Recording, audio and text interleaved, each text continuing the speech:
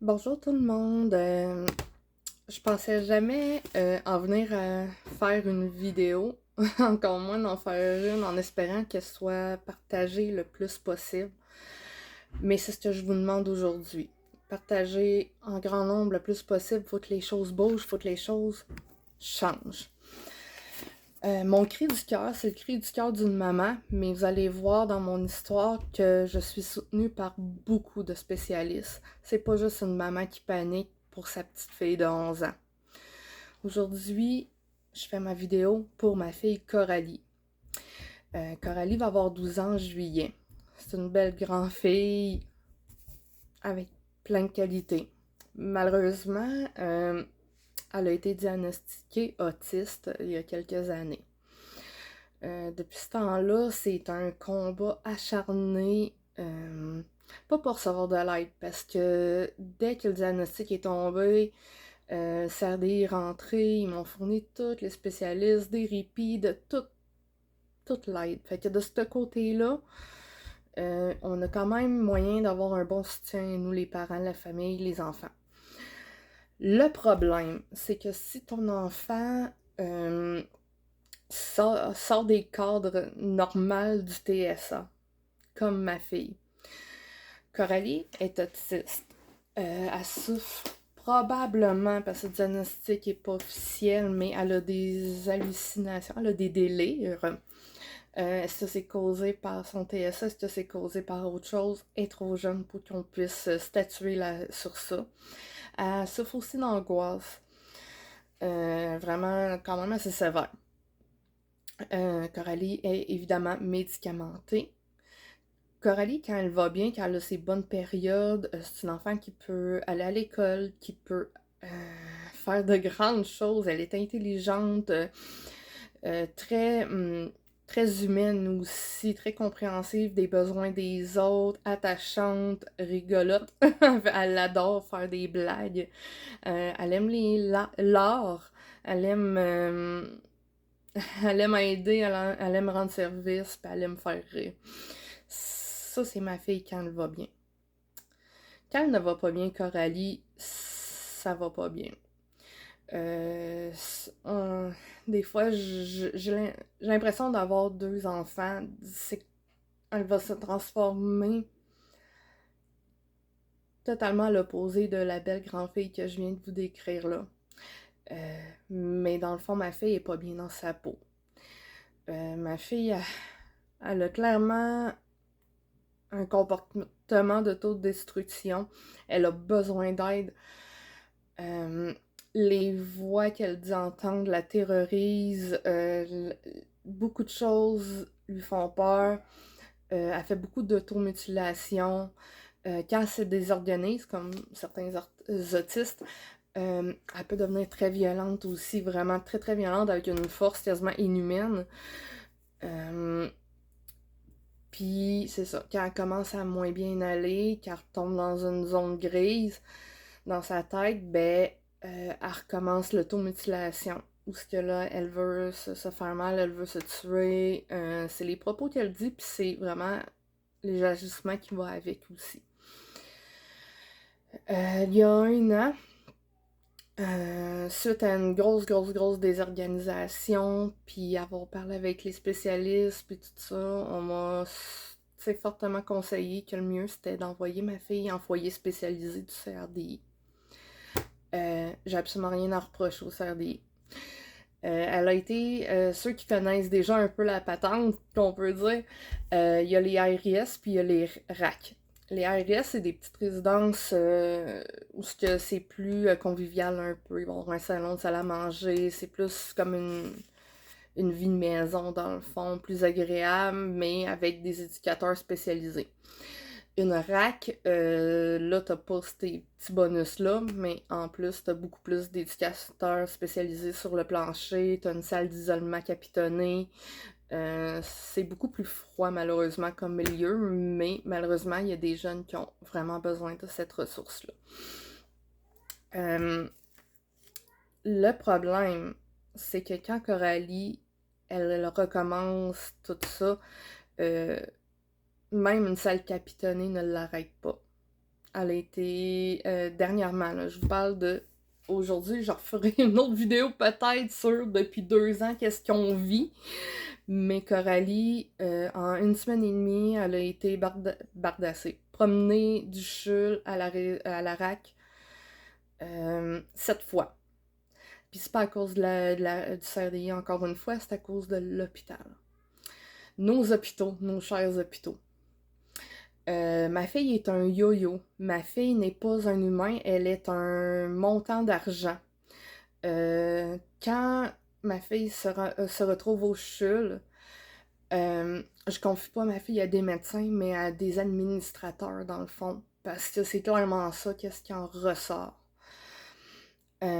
Coralie, on nous répète toujours, dès qu'elle se retrouve à l'hôpital, que c'est comportemental, c'est comportemental. Elle a avalé une batterie, comportementale. Avale une deuxième batterie, comportementale.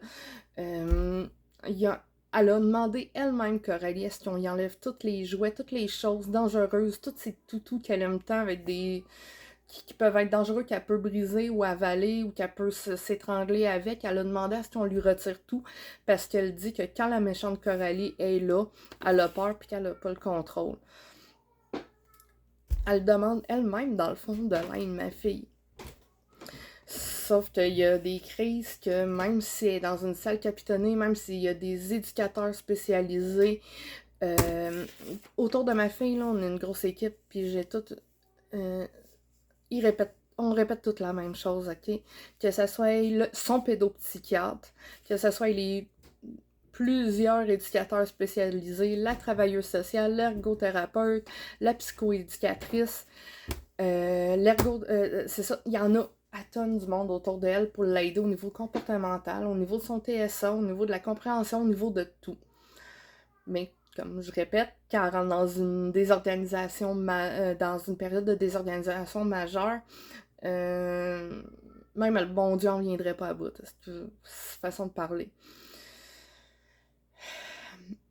Fait quand elle avale des objets, même si elle est sous surveillance, elle est vite, elle est forte, dans ce temps-là, ils n'ont pas le choix de l'envoyer à l'hôpital pour des radiographies, pour des examens, être sûr que tout va bien.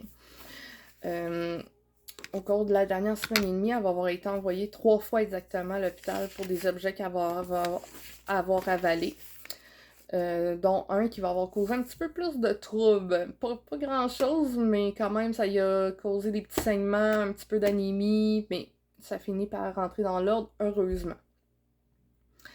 On me parle peut-être d'un futur aussi diagnostic de PICA, là, qui est un trouble obsessionnel de vouloir avaler des choses pis tout ça, mais Coralie, elle fait vraiment, tu sais, plus ça va, plus c'est des objets dangereux, plus c'est des grosses affaires. Puis quand c'est pas qu'elle avale des choses, c'est qu'elle s'étrangle au point d'en devenir bleue, molle. Si elle est dans une salle normale, elle va se cogner la tête vraiment à gros coups le plus fort possible. Après les murs, après le plancher. Elle se graffigne, elle s'étrangle elle-même avec ses mains.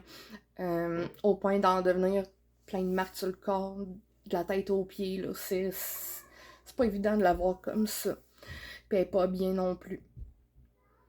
Mais à chaque fois qu'elle se retrouve à l'hôpital, suite à une grosse crise, suite à une grosse désorganisation, on nous dit « Nous, on peut pas rien faire. » Ben, crime, t'es à l'hôpital. Oui, mais on peut pas rien faire, c'est comportemental, madame, monsieur, chose, monde entier.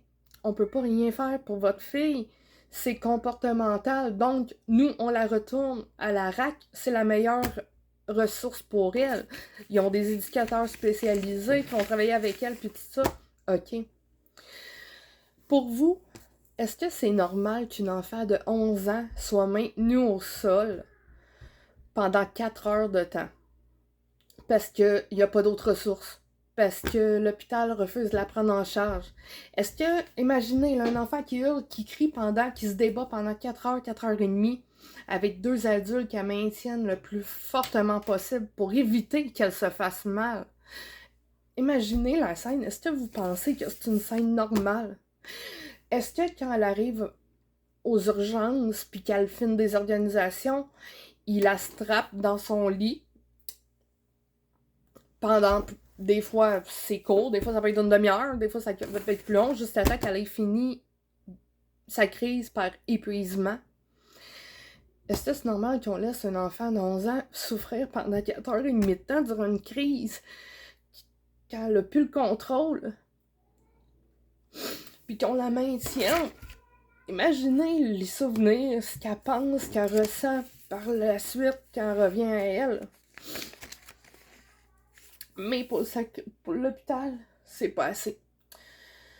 L'hôpital, c'est comportemental, donc ils peuvent pas rien faire pour elle, mais même quand les policiers sont appelés à intervenir, eux autres même sont inquiets pour sa santé et sécurité. Elle est un danger imminent pour elle et pour les autres. Mais ça non plus, c'est pas assez. La RAC où ce qu'elle est demande de l'aide, demande du soutien, déclare eux autres même qu'ils n'ont pas assez. Tu sais, pour être capable de travailler avec elle, il faut que Coralie soit dans un état, puis que quand elle est comme ça, elle est dans un état où ce qu'elle a besoin de soins constants, où ce qu'elle a besoin d'une surveillance médicale. Mais ça, l'hôpital va refuser de l'admettre, va refuser d'aller en ce sens, parce que ça voudrait dire qu'il faut y trouver un lit à quelque part, puis qu'il faut l'hospitaliser. Il y a un hôpital pour enfants, évidemment, en pédopsychiatrie ici au Québec. Eux autres aussi, ils veulent rien savoir de l'avoir. Le pourquoi?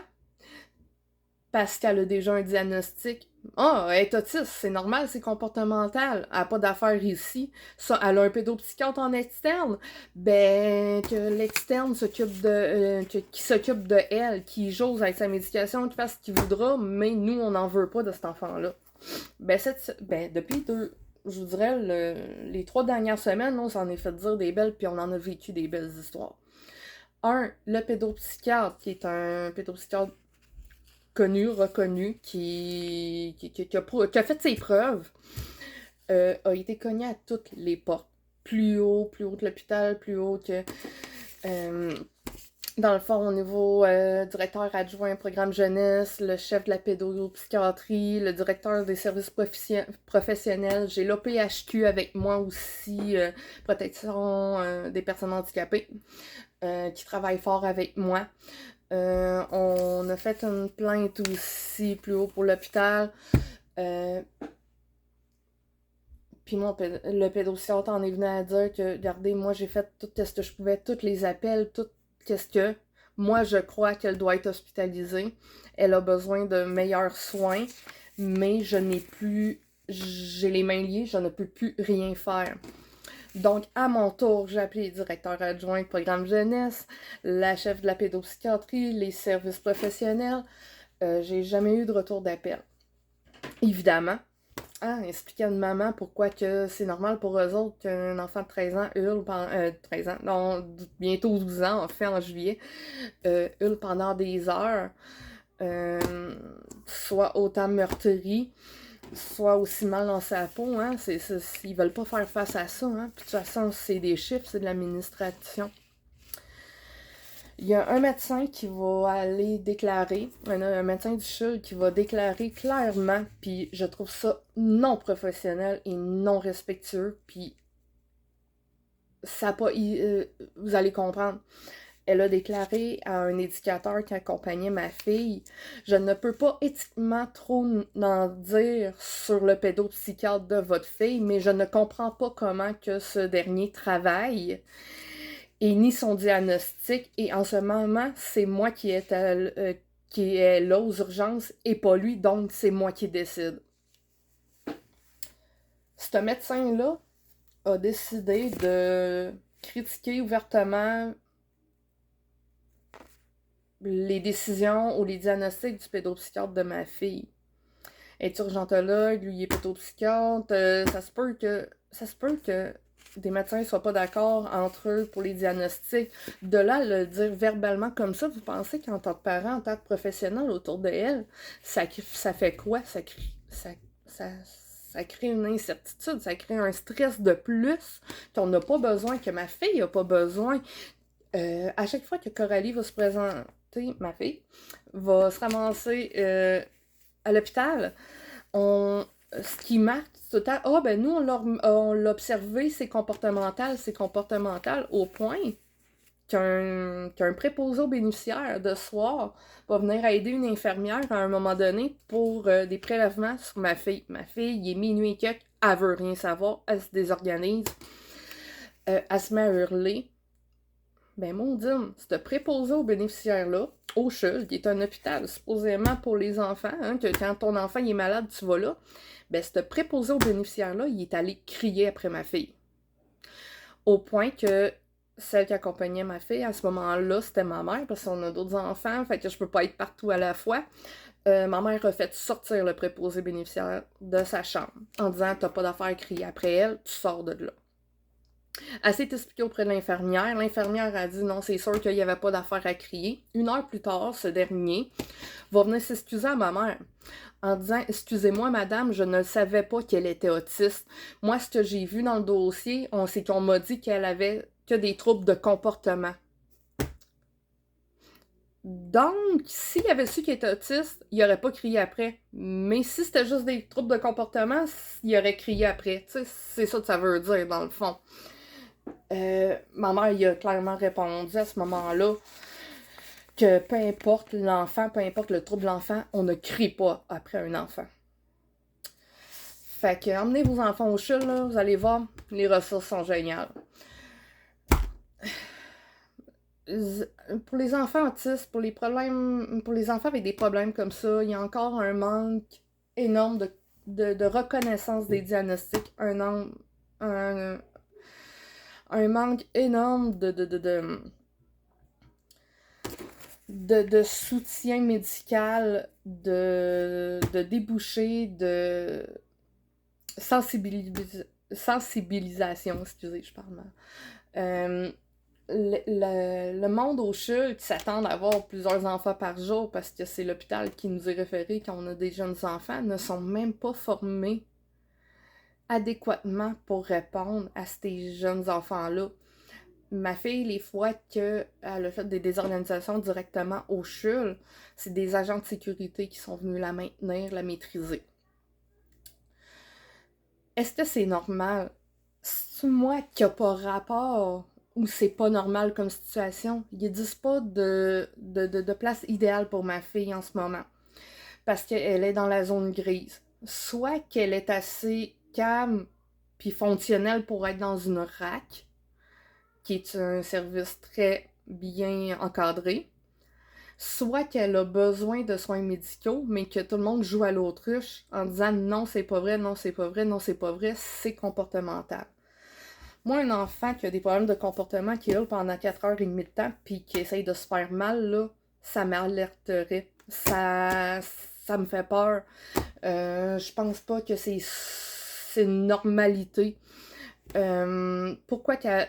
Si c'était juste comportemental, pourquoi qu'elle a besoin d'autant de médication?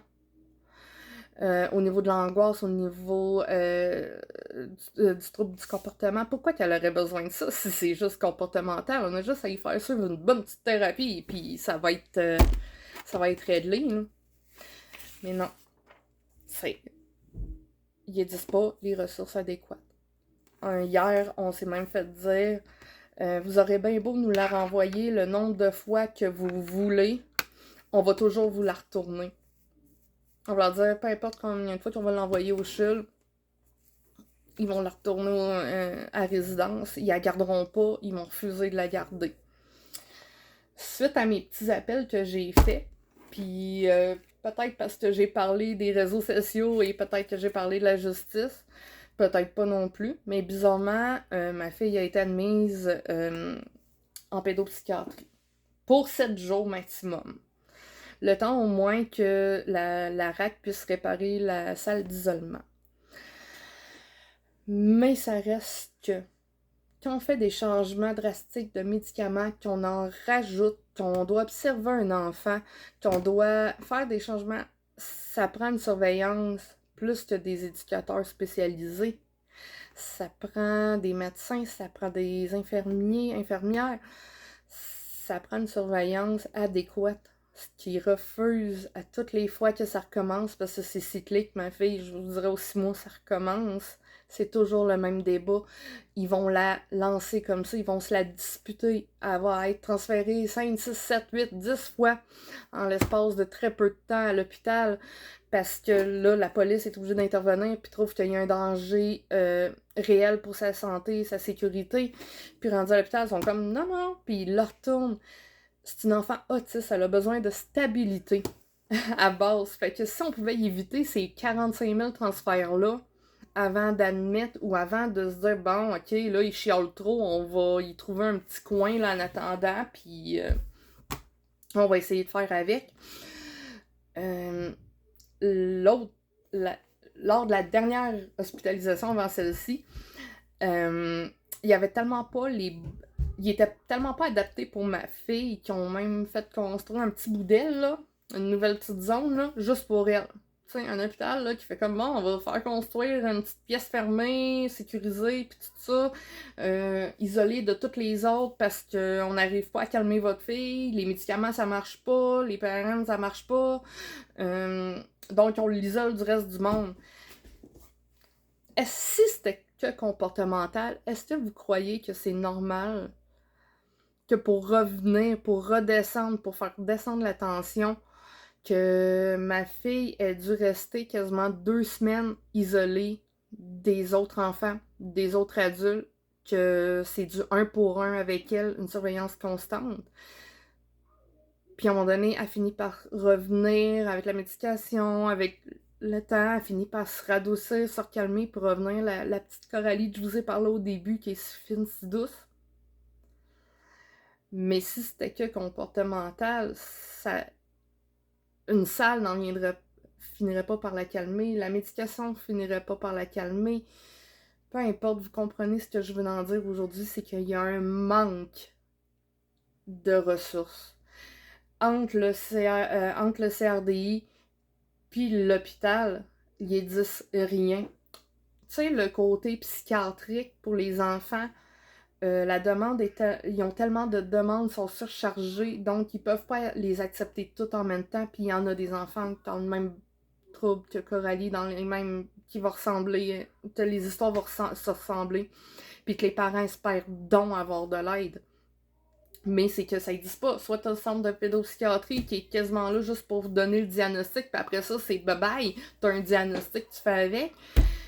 Ou t'as les foyers. Mais entre les deux, quand ton enfant a besoin d'être en psychiatrie, parce que son trouble est rendu sévère, puis que dépasse toutes les aides, puis que les spécialistes disent eux mêmes, on a besoin de votre aide, on a besoin que vous nous aidiez, on ne peut plus assurer sa sécurité. Les spécialistes, éducateurs spécialisés, pédopsychiatres sont inquiets pour elle, tout le monde disent qu'ils sont inquiets pour sa sécurité. Mais l'hôpital se ferme les yeux, le service de santé se ferme les yeux.